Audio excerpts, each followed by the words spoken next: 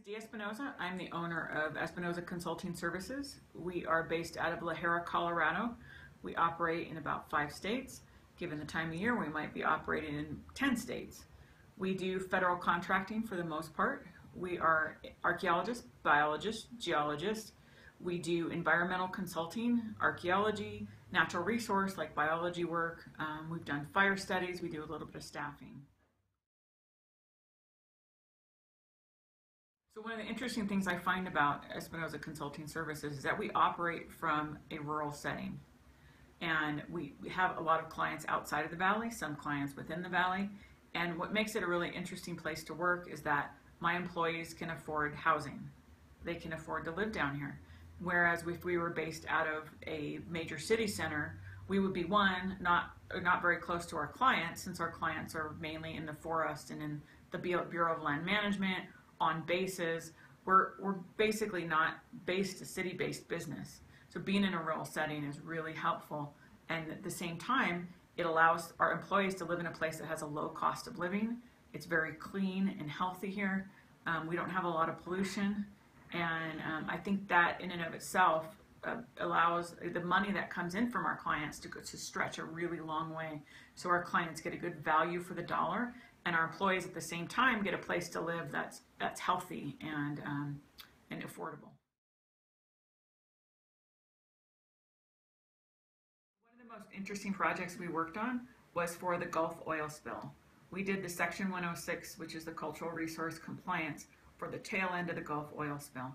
We ended up doing review for 3,500 pages of documentation. So we did the cultural resource work, the ethnographic work, just the very tail end of the process, and wrapped it up we were working for the National Park Service, which got funded through the Coast Guard, which was ultimately funded by BP, the people who caused the spill. So that was in Florida, Louisiana, Mississippi, and Alabama. So it was those 4 states, and we had staff working out there, and it was run out of our office here in La Jolla, and that was probably one of the more interesting. One of the other ones that we just finished up was we were doing the first ATT Cell Tower in the U.S. We did a determination of eligibility on it, and that was built in 1963, and it was to boost landline service. Business in 1996, and I've had several businesses with varying success. My longest one before this was 8.5 years. I ran a martial art business. I also ran a business doing real estate consulting. This is the first business I've had within my my education. So I have a master's degree in anthropology, and I'm an archaeologist by trade.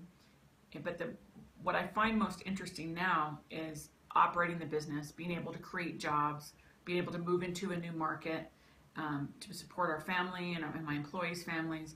I find that to be the most satisfying, to be able to create jobs and help them, just take care of their families. And that I find is a lot more interesting than just doing the work of archaeology. While it was what got me into the industry, it's not what really keeps me on a day-to-day basis being interested.